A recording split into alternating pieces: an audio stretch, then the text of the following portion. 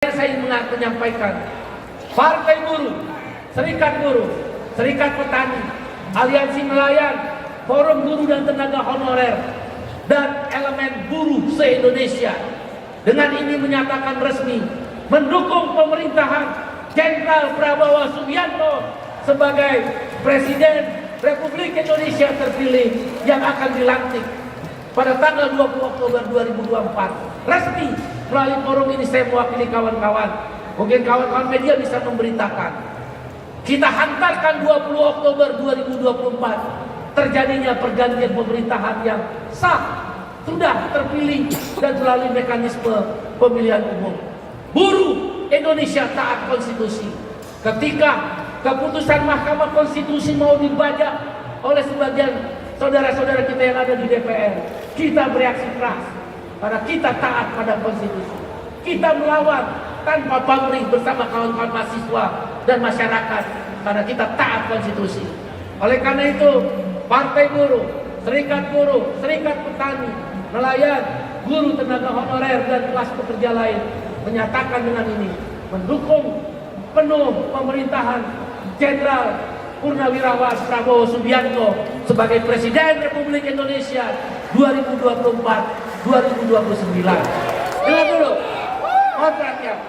Yang paling penting adalah 6 harapan dan isu daripada perjuangan Partai Buruh, Serikat Petani dan kelas pekerja lain tersampaikan dengan penuh kesungguhan dan diterima. Sekali lagi saya katakan, diterima oleh Bapak Jenderal Prabowo Subianto.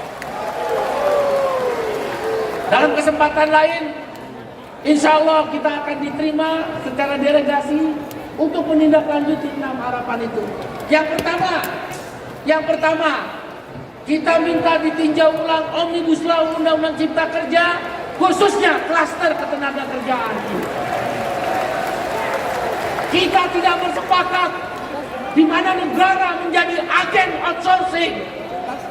Negara menempatkan modern slavery, budak modern menjadi bagian dari kebijakan negara di dalam Omnibus Law Undang-Undang Cipta Kerja.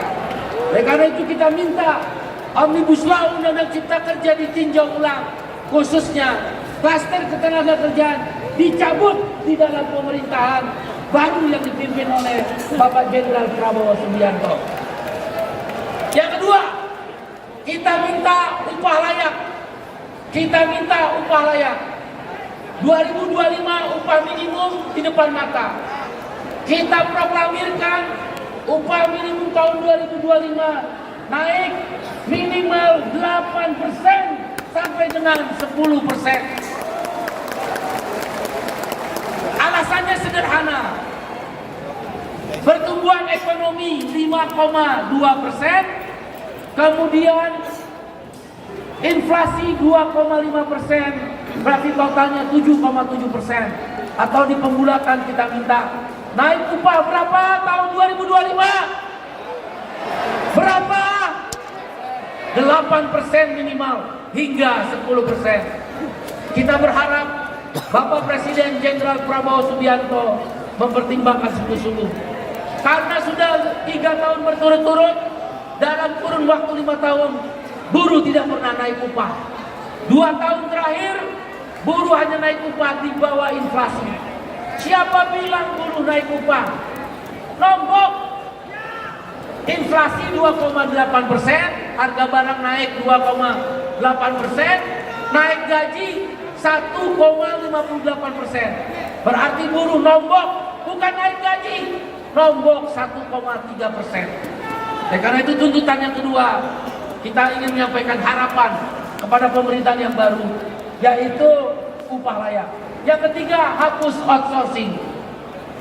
Outsourcing dalam terminologi internasional Labor Organization adalah modern slavery. Kau tahu arti slavery? Slavery itu artinya budak. Apa arti slavery? Yang keras apa? Agama manapun mengajarkan bahwa budak di muka bumi harus dihapuskan. Oleh karena itu, perbudakan modern atau outsourcing harus dihapuskan di bumi Pancasila, dan kita percaya Bapak Jenderal Prabowo Subianto akan menghapuskan outsourcing di dalam pemerintahannya. Yang keempat, kita minta reforma agraria dan kedaulatan pangan. The land of wealth, Adam Smith, Bapak ekonomi klasik.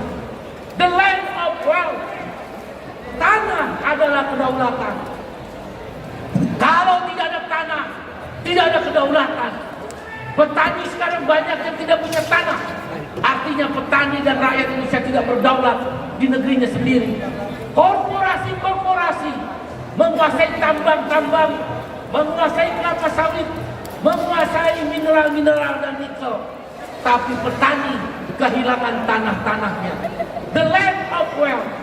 Oleh karena itu, sesuai Undang-Undang Pokok Agraria, kita menaruh harapan Bapak Jenderal Prabowo Subianto, Presiden Republik Indonesia terpilih yang akan dilantik 20 Oktober 2024 ini, melakukan reforma agraria, redistribusi tanah dikembalikan pada rakyat dari tangan-tangan korporasi, dan kedaulatan pangan.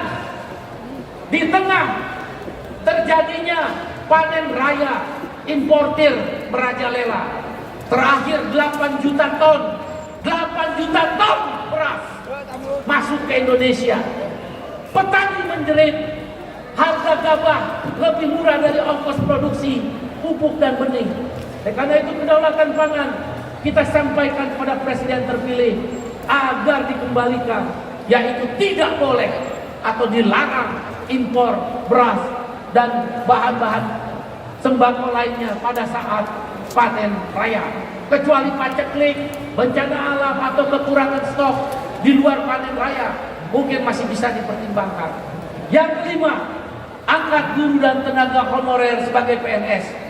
Tidak ada satu negara bangkrut ketika guru dan tenaga honorer diangkat menjadi pegawai negeri sipil atau ASN, aparatur sipil negara.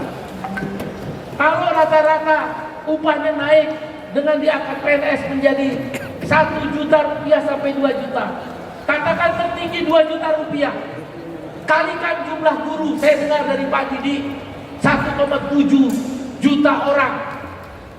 Katakan kita bulatkan 2 juta orang dengan tenaga honorer, 2 juta kali 2 juta cuma 4 triliun. 4 triliun dikalikan 12 cuma 48 triliun. Korupsi 300 triliun. Kebocoran anggaran 300 triliun. Masa menyiapkan 48 triliun mengangkat PNS menjadi PNS, guru dan tenaga honorer, tidak akan bangkrut negeri ini. Oleh karena itu kita minta guru dan tenaga honorer diangkat menjadi apa? Jadi apa? PNS. Yang terakhir, di dalam satu wawancara dengan TV nasional, Bapak Jenderal Prabowo Subianto mengatakan, selayaknya, sepantasnya pendidikan sampai perguruan tinggi itu gratis. Karena itu yang keenam, kita menaruh harapan yang telah kita sampaikan secara resmi kepada beliau agar pendidikan gratis sampai perguruan tinggi. Bagaimana mungkin orang masuk perguruan tinggi, sekolah-sekolah negeri yang dibiayai dari pajak rakyat, mencekik leher anak-anak buruh, anak-anak petani, anak-anak karyawan outsourcing, anak-anak karyawan kontrak, nggak bisa sekolah. Maka yang keenam, kita minta pendidikan gratis hingga perguruan tinggi. Itulah 6 harapan yang telah kita sampaikan.